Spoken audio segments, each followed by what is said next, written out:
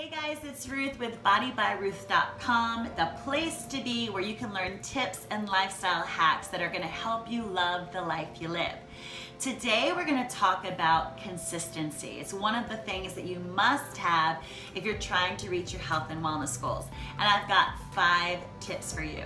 So tip number 1 is remember your why. Anytime I get started with a client, I always have them identify their why. Their why is, why are they now committed to getting healthy and committing to a healthy lifestyle? Maybe it's because they were labeled as the chunky one or the chubby sister, or they were ridiculed and teased and bullied when they were younger because they were overweight. Maybe it's they are ready to commit because they want to look good for a special event like a wedding or a reunion. Maybe you just have a poor self-image and you want to feel good when you look in the mirror. Or your parents are unhealthy and they've got a lot of diseases and you want to do what you can now to avoid being labeled with those same diseases later.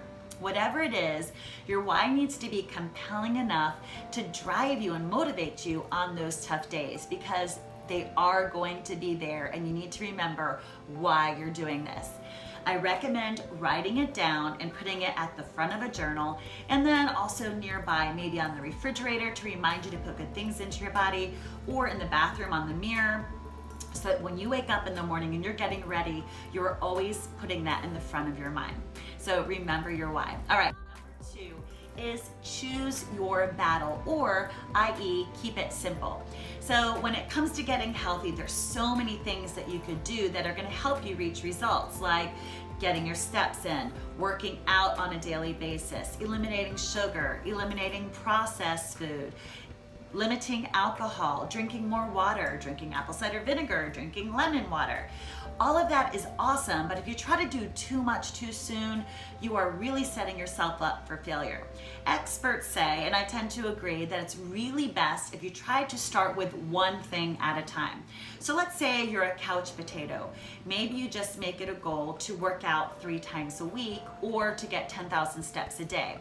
Once you've mastered that a couple weeks in a row, then you might start eliminating some processed food. Or let's say you drink soda. If you try to cut all the soda out at the same time, it's going to be pretty hard.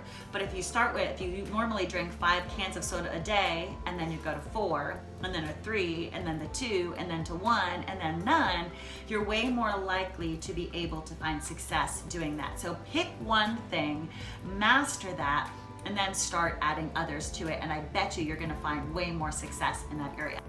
Tip number 3 is schedule it. The late Stephen Covey says, don't prioritize your schedule, but schedule your priorities. We all make appointments for things that are important to us.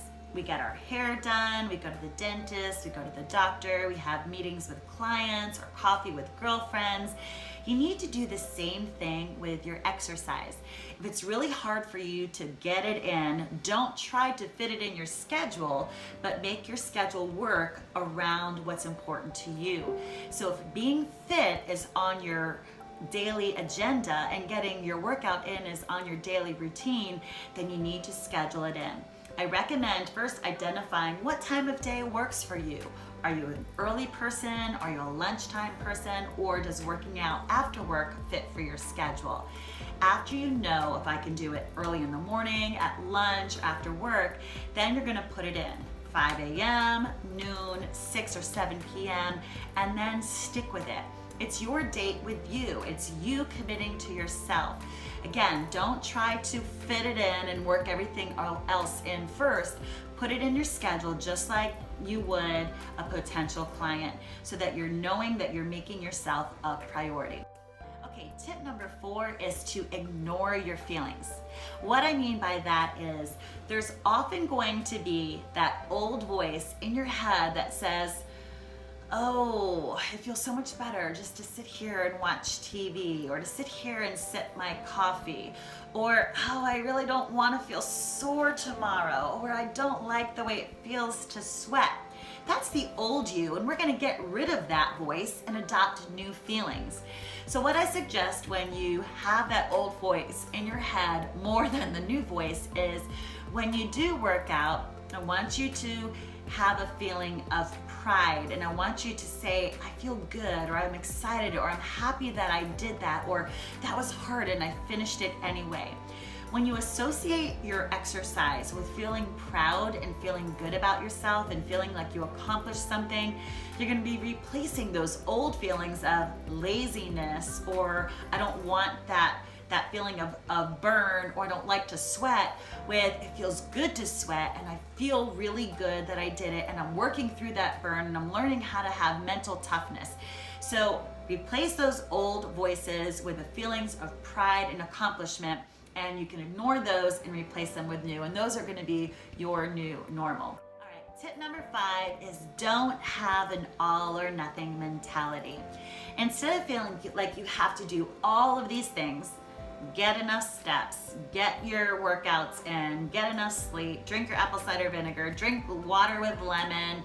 There's so much that you can be doing that it gets overwhelming, and those people tend to be the ones that quit. Instead, focus on making progress and moving forward. You aren't going to be perfect. You're going to fail. And if you accept that and know that, it's okay. If you fall off the wagon a day, then you can jump on the next day. If you fall off a wagon a week while you're on vacation, then pick things back up when you get up. If you have an injury and you're out of the loop for a month, it's okay. Your body will remember what it feels like to work out, and you'll just work on making progress again. So don't worry about all or nothing. That is going to make you quit. That's going to make you feel like a failure. No one wants to feel like a failure. So focus on making progress and moving forward.